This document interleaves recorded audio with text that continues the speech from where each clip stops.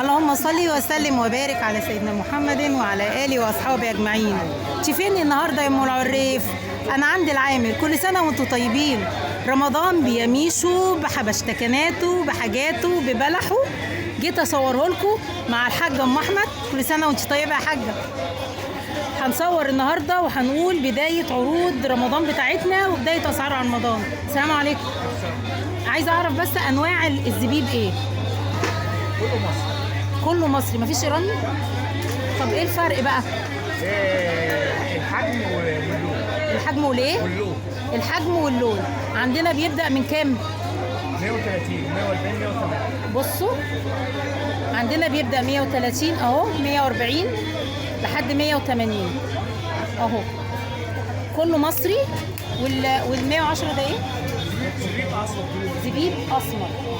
بصوا، وعندنا هنا الخروب والبندق 640 اهي الاسعار وحاجات رمضان. وده تشين بكام التشين؟ 440. 440. بصوا، وده معانا جوز الهند. بكام كيلو جوز الهند؟ 150.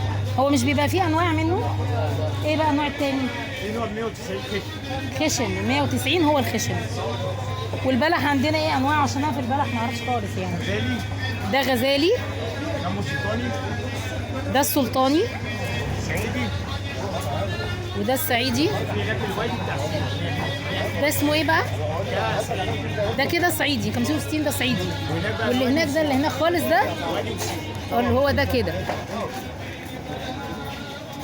بصوا، طب انا عايزه اعرف هو بالنسبه للمستحب اكتر للبلح بتاعنا اللي هو بتاع اللبن والفطار، وايه انه واحد؟ هو اللي بيتبل البلح الصعيدي ده والبلح ده وده اللي هو ده السلطاني ولا الغزالي؟ الاتنين بيتبلوا. بصوا بكام بقى قمر الدين؟ تعالي نسأل هناك. عندك سمك كيلو يا احمد؟ السلام عليكم يا حاج. عايزين نعرف اسعار اللي قمر الدين ايه؟ كل سنة وانت طيب. كل سنه وانت طيب والصحه والسلامه. قمر الدين. كل سنه وانت طيب. بالصحة ربنا والسلامة. يعيده عليكم بخير يا رب. رمضان كريم علينا وعلى الله اكرم. عايزين نعرف اسعار قمر الدين ايه السنه دي بقى؟ قمر الدين في حاجة المصري ب 50، المصري ب 50، في السوري يبتدي من 75 لحد 110. السوري. طب وانت بتقول الوسط من كام؟ يعني ايه النوع الوسط اللي انت 75. بترشحه؟ في الموفق ب 85. الموفق ب 85. في عندك علاء الدين والمنال ولا الحاجات دي مش المنال متوفره؟ موجود والأحلام. طب بكام بقى المنال والاحلام؟ المنال ب 100 يا باشا والأحلام ب 110. المنال ب 100 والاحلام ب 110 عند العامر.